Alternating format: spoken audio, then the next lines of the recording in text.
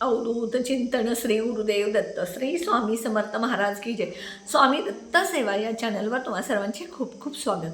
तुम्हा सर्वांचं आरोग्य उत्तमाचं राहू दे, राहिलेलं आयुष्य आरोग्यदायी जाऊ दे, तुम्हा सगळ्यांना दीर्घायुष्य मिळू दे अशी मी स्वामींच्याने प्रार्थना करते आणि माझ्या व्हिडिओला सुरुवात करते। बघा, श्रावण महिना सुरू झालेला आहे आणि ह्या पवित्र श्रावण महिन्यातील सोमवार जे आहेत ते अतिशय महत्त्वाचे असतात। ह्या श्रावण महिन्यामध्ये 4 सोमवार आलेले आहेत। कधी 5 सोमवार येतात, कधी 4 सोमवार येतात, पण शुक्रवार मात्र 5 आलेले आहेत। उद्या श्रावण सोमवारचा पहिला सोमवार आणि ह्याच दिवशी आलेले नागपंचमी। महादेवाच्या गळ्यामध्ये नागदेवता असते, ही त्या महादेवाची माळ असते आणि ह्या नागपंचमीला आणि सोमवारी तुम्हाला जेवढ्या सेवा करता येतील तेवढ्या करायच्या, त्याचा फायदा तुम्हाला होतो। आपण बघा, गणपतीची सेवा, कुलदैवताची सेवा, कुलदेवीची सेवा असेल, स्वामी समर्थ महाराज असतील, दत्त महाराज असतील, गजानन महाराज असतील, किंवा तुम्ही कुठल्या ज्या देवाला मानता त्या देवांची सेवा, पितृंची सेवा, ह्या सगळ्या सेवा केला तर त्याचं फळ तुम्हाला निश्चितच चांगलं मिळत असतं। फक्त तुम्ही थोडंसं त्या फळ मिळण्यासाठी थोडंसं थांबावं लागतं। लगेच तुम्हाला तूप खाल्लं की रूप येत नाही आहे, त्यामुळे तुम्ही कुठलीही सेवा केला तर त्याचं फळ तुम्हाला 100% मिळत असतं। हा माझा स्वतःचा अनुभव आहे। म्हणून आपल्याला प्रत्येक सणाला, प्रत्येक वाराला, प्रत्येक तिथीला कुठल्या कुठल्या देवाच्या सेवा करायच्या असतात, त्या सेवा केल्यानंतर काय फायदा होतो ह्याचे मी व्हिडिओ टाकत असते। हे व्हिडिओ तुम्ही बघत जा आणि त्याप्रमाणे सेवा करत जा। आता बघा, उद्या श्रावण सोमवार आहे, पहिला श्रावण सोमवार आहे आणि आपल्याला श्रावण सोमवारी रुद्रयंत्रावरती, महादेवाच्या पिंडीवरती रुद्राभिषेक करायचे। मग हा रुद्राभिषेक कसा करायचा वगैरे ह्याचा मी सेपरेट व्हिडिओ टाकलेला आहे, तो तुम्ही माझ्या स्वामी दत्त सेवा ह्या चॅनलवर जाऊन बघू शकता।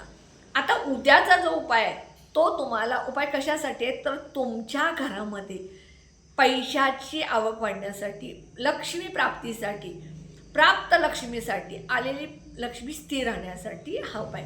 कसा असतं बघा, आपण खूप कष्ट करतो, प्रामाणिक राहतो, व्यवसाय प्रामाणिक करत असतो, नोकरी प्रामाणिक करत असतो आणि ह्या व्यवसायातून आपल्याला म्हणावं तसं प्रॉफिट मिळत नाही। मिळालेला प्रॉफिट, पैसा, तो आपल्या घरामध्ये येतो पण टिकत नाही। नोकरी करता पगार चांगला आहे, पण तो पगार जो येतो तो तुमचा 5 तारखेला पगार येतो आणि 10 तारखेला पगार संपतो, म्हणजे आलेला पैसा कुठल्या नाही कुठल्या मार्गातून बाहेर निघून जातो। तर हा पैसा बाहेर निघून जाऊन हे लक्ष्मी तुमच्या घरामध्ये टिकावी, प्राप्त लक्ष्मी जी आहे ती राहावी, यासाठी तुम्हाला उपाय करायचे। काय करायचं बघा, उद्या सकाळी लवकर उठायचं, स्वच्छ आंघोळ करायची। उद्या नागपंचमी आहे, श्रावणातला पहिला सोमवार आहे, त्यामुळे डोक्यावरून अजिबात आंघोळ करायची नाही आहे।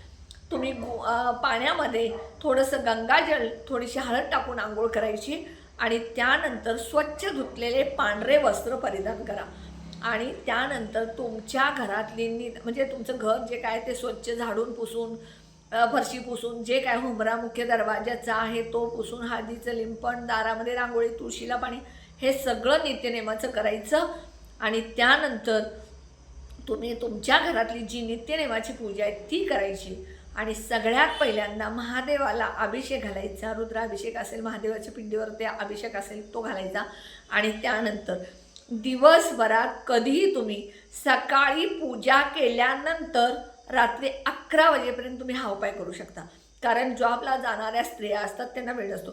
मग ज्या स्त्रियांना सकाळी लवकर उठून घरात लावून मुलं, पती, सासू सासरे ह्यांच्यावरून जॉबला जायला लागतात, त्या स्त्रियांनी संध्याकाळी रुद्राभिषेक रुद्रयंत्रावरती किंवा महादेवाच्या पिंडीवरती घातला तरी चालेल। आता हा उपाय जो आहे, हा उपाय अतिशय महत्त्वाचा आणि अतिशय पॉवरफुल आहे। हा उपाय तुम्हाला दिवसभरात कधी करायचा आहे, ह्याला काय करायचं, अखंड 21 तांदूळ घ्यायचे, कारण उद्या 1.25 मूठ तांदूळ आहेत अर्पण करायचे।